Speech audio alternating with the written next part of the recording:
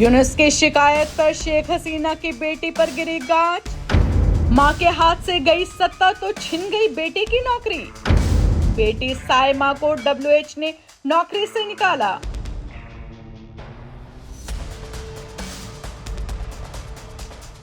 बांग्लादेश में पिछले साल शेख हसीना की तख्ता पलट और उनके देश छोड़ने के बाद लगातार उनके खिलाफ यूनुस सरकार कार्रवाई कर रही है। शेख हसीना और उनके पार्टी के सांसदों और समर्थकों के खिलाफ विभिन्न इलाकों में केस दर्ज किए गए हैं, जिसमें हत्या से लेकर मानवता के खिलाफ अपराध जैसे मामले शामिल है। बांग्लादेश की कोर्ट ने शेख हसीना को 6 माह की सजा भी सुनाई और अभी भी कई मामले लंबित है। और अब यूनुस सरकार की शिकायत के बाद शेख हसीना की बेटी पर गाज गिरी है।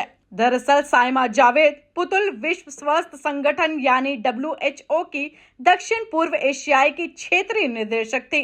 यूनुस सरकार ने आरोप लगाया कि उनकी बेटी साइमा जावेद हसीना काल के दौरान भ्रष्टाचार में लिप्त थी। ये शिकायत मिलने के बाद WHO के महानिर्देशक टेड्रोस घेब्रेयेसस ने ईमेल के जरिए स्टाफ को सूचित किया कि साइमा जावेद 11 जुलाई से छुट्टी पर रहेंगी। हालांकि ये नहीं बताया कि वे छुट्टी से कब लौटेंगी। ईमेल में ये भी कहा गया कि WHO की सहायक महानिर्देशक डॉक्टर कैथरीना ओएमी साइना के स्थान पर दक्षिण पूर्व एशिया की जिम्मेदारी संभालेंगी।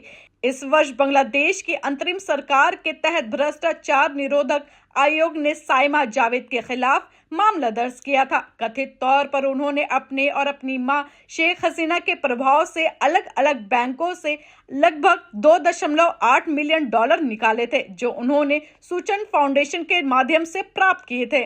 यूनुस सरकार ने यह भी शिकायत किया है कि WHO जैसे उच्च स्तरीय नौकरियों के लिए शैक्षिक योग्यताएं प्राप्त नहीं है।